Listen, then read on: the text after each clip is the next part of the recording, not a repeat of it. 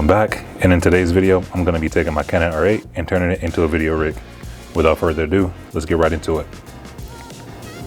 So the reason why I chose the Canon R8 is because it's a nice full frame entry-level camera.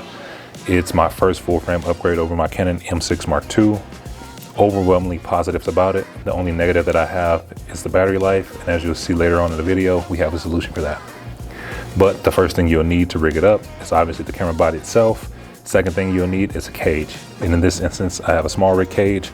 I know there are plenty of options. Well, small rig and really, I think Tilta is the only other cage option that I know. But I really enjoy small rig, especially keeping everything in-house and in ecosystem. It's kind of like when you have, something that is kind of like an Apple ecosystem. The iPad, MacBook, everything is designed to work within the ecosystem. I know for a fact that everything designed by small rig will work with something else designed by small rig. But we want to get the camera and put it in the cage, so let's do that. So one thing I really enjoy about the small rig cage is it has 3 points of contact, one right here, as well as the bottom main screw, and it just adds an extra layer of security when the camera is in the cage. Another thing I like about the small rig cage and any small rig product is they all just about come with a tool to help mount everything and a magnetic base, so it's nice and secure and doesn't fall off.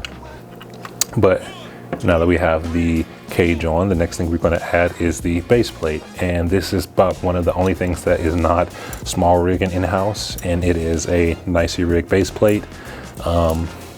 When I was initially choosing the parts to rig up my camera, the first thing I wanted to rig up was my M6 Mark II, and I was kind of going with the less expensive route with the cheaper options per se, and nicely rig was a bit less expensive than small rig.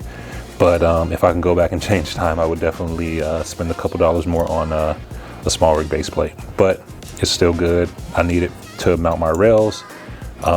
It could be mounted for lens support or mounting your V-mount plate. And in my instance, I'm using it for the V-mount mounting. And yeah, let's get this on. You just line up the screws at the bottom. Now we got that on, screwed at the bottom. I personally like to have it fleshed in the back. Now we're going to add like a base plate 2.0. This right here, I don't know where I initially saw it at, but I love it. I like to primarily shoot sports, and if I'm filming basketball, and I want to sit my camera down and it's a little bit heavy off to the side, or top heavy, or front heavy, this thing works wonders. As you can see, it has some protruding legs, and it just helps balance the rig. And again, it's all flushed, and as you could have guessed, it is a small rig. And just like almost all small rig items, it has its own hex tool and a magnetic little port, so it does not get lost. Boom. But again, love this little secondary base plate. Does not tip over at all, and it's very sturdy. Next thing we're going to add are the rails and this little back plate right here for mounting for my V-mount plate. As you can see, just slides in right there, super easy. In the beginning, I had the, I believe, 6 or 8 inch rails. When I thought that lens support was a big issue, when I found out that I didn't really need lens support, I went with the smaller options to keep the rig a bit lighter and more compact. So these are 4-inch rails, but you can rail it up however you need or however you see fit. But I tighten that up, good. And next I'm gonna add my V-mount plate. Again, small rig, because I just like to keep everything in house. I think the rig that I had, or the V-mount plate I had before that, was a newer, I believe, or it was either newer or nicey rig, and it did not work with my small rig V-mount battery. And that was one thing I did not know. I did not know that you had to have I thought all V-mount plates were compatible with all V-mount batteries, but you live and you learn. And that was one of the main reasons why I like to keep everything in-house now. But super, super simple. Just put those on, tighten it up. It's on there nice and snug. And as you can see, it's in there. In some instances, you know, the Canon R8 may overheat a little bit, and if you need to just loosen it up and kind of open the little back door, slide that back. Oops, slide that back. Open the LCD screen. I said back door. Open the LCD screen, and there you go. Kind of another way to disperse the heat, make it a bit cooler. Yeah, as you can see, a little top-down view, and view from the side. So next, I'm not going to add the battery quite yet. I am going to add the top handle, and you could have guessed it is small rig. I kind of enjoy having a top handle. You don't necessarily need it in every case, but in this case, I like it because it's it has a lot of cold shoe mounting options. 1, 2, 3, 4, and 5 right here. I think I only ever use 2 at a time, but I think it's better to have it and not need it than to need it and not have it. So yeah. Next, I'm going to add my mic, and I got this off Amazon. It is Moki brand. I think this company, they make karaoke machines and karaoke mics, so I think they'll be pretty well off making the, you know, a camera mic. I bought this mic back in 2022, I believe, and it hasn't let me down since. So yeah, pretty nice mic. And to mount my monitor, I'm going to use this kind of 2-way small rig screw, kind of adjustable or articulating, I guess. Screw that in, take it and tighten it up. Next, I'm going to add my monitor, and for my choice of monitor, I have the Atomos Shinobi. I almost going to say Atomos Shinobi 5, but the monitor that I had before this was the OCT5, and that was an amazing monitor. The main reason why I loved it so much is because it had custom lines. I believe the Atomos Ninja V has it, but with the OCT5, you know, you can do custom lines, and it helped with framing. And the reason why I loved it so much was framing for vertical content. That way I didn't have to sacrifice my horizontal video. I just made sure whatever I wanted to properly frame was within those lines, and it worked flawlessly in my opinion. But unfortunately, the screen broke, and had to get something new, and I chose the Shinobi. The Shinobi works perfectly fine. Next, I'm going to add my, take this out the way. I'm going to add my side handle. Not every rig needs a top and side handle, but in my instance, I have very big hands, and sometimes it's a bit more comfortable to hold the side handle as opposed to the top. Just gives me varying degrees of, you know, comfortability. Also, it adds another level of stability. You can hold the top as well as the side, or, you know, sometimes you can hold the side and the bottom, or the side and the lens, and it just helps with having more stable footage if that's the look you're going for. So, oh, and also, could have guessed, small rig, and this has a hex tool at the bottom, as well as magnetic anchor points, I suppose. And yeah, it does not fall out whatsoever. Just screw this onto the side, hence the name, side handle. And just tighten these up. Boom. You can see that it's starting to look more and more finished by the moment. Get a nice little side view. You might have noticed that I have these 2 little dots right here. These are just 2-way screws to help mount. Let's say if I wanted to mount like a camera in the back for behind the scenes footage or something of the sorts. But let's talk about that right now. So I like this little tool right here. It is a Ulanzi, I guess, just another Ulanzi screw. I kind of don't know the exact name of it, but you know, I screw it on my side handle on the top of this 2-way screw, or I could screw it right here on the main rig or the main cage. And I really love it because it's secure, it's tied in, but it's also detachable. Like, it has a quick detach function. Press this little button on the side, loosens it up, turns, pull it out. It's very sturdy because it's magnetic right there, and not really going much of anywhere unless you put some applied force to it. But you hear that, it snaps in, and I really like it because if I want some behind the scenes footage, whether it's recording my camera itself or just, you know, the behind the scenes look, I can attach my Osmo Pocket 3, which I'm recording on up here, attach that to right here, and it is a nice, you know, behind the scenes look, feel. And if I want to detach it and just run with the Osmo Pocket 3, quick turn, pull, and off I go with that, and then quick reattach. But in this instance, I'm going to use it to add my light source.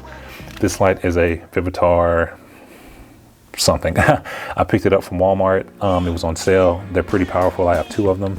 I have this, and the other one is actually lighting right there in that corner. But put that on. It's a nice kind of like backup fill light or whatever. Let's say if you're doing like an interview style in the locker room, close to a subject, and you need just some nice light to, you know, fill out the face, it is fairly strong. All right, got that on. Next, I'm going to add my batteries. SmallRig V50. Kind of like I mentioned earlier, the Canon R8 does not have the best battery life because it shares a battery with a camera system that is designed to like fit in your pocket. But the SmallRig V50 has gotten me through a full day of shooting, a full day being about 6 to 7 hours. And yeah, no complaints. I still carry a backup battery, not a V50, but a backup Canon battery, just in case. You never know what you're gonna need, or you never know what's gonna happen. And I'd rather be over-prepared than under-prepared. As far as powering my monitor, I could run power from the SmallRig, but I still prefer to have a beefy NPF battery. That way it's just a little less wires. And got that on, all snug. Oh, I lied. Now it's snug. Got that on and secure. Next thing I'm gonna add, and actually it's the second to last thing I'm gonna add, is my lens. So I'll scoot this back, tell you about the lens. This is a Tamron 15-30 2.8, and it's advertised as a landscape lens, but I like it because it's nice and crisp and clear and sharp. I can get up close to my subjects if I'm doing an interview or a locker room style or vlog style, or I'm following someone around. Actually, I think in one instance I followed my wife around for a day in Tokyo. And I use this lens because it's obviously less protruding. I call it my BBL because it is fairly heavy, but I call it my BBL because it's my big black lens. And yeah, I love it. Another thing you may have noticed is this right here, the adapter. This is an EF lens, and I have an R body. This is just the EF to R adapter. So take the caps off and mount up the lens. One thing I really love is the click you get whenever you put a lens on. Love that sound. Line that up. Let's see if you can hear this. Love it every time. So got that on. Man, it's looking nice. All right. Last thing to add are the cables. You have a HDMI to micro HDMI, I believe, for this camera. Got that in, audio.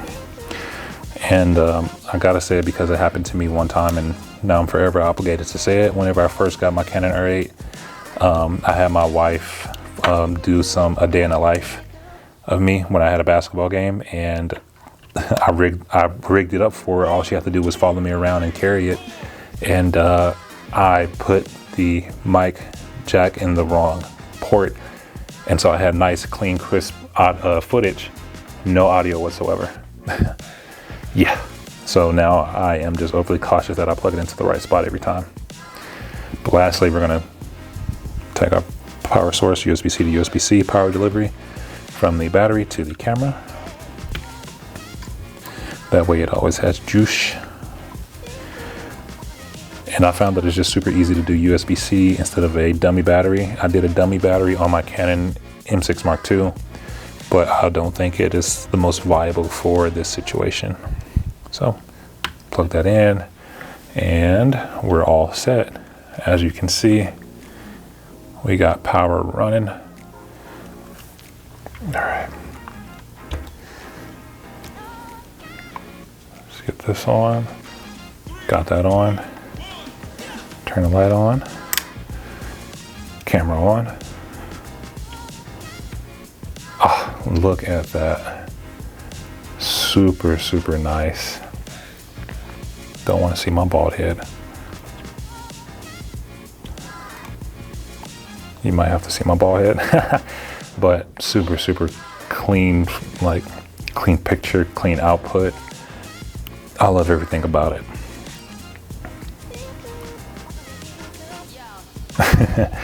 Last weekend, my wife and I were at the zoo, and yeah, just a little picture of the sloth. But this is my Canon R8 Video Rig, and like I said, I love everything about it.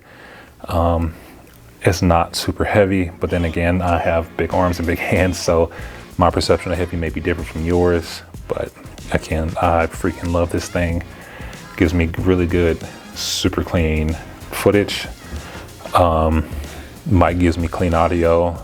The monitor gives me a clean picture of what I'm getting. And yeah, I think I may add a clip or two of footage from this rig. But if not, then you won't see it. But if you have any questions at all, please don't hesitate to ask in the comment section.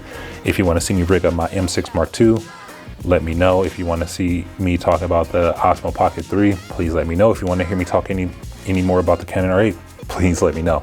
But thank you for watching. My name's Dre. See ya.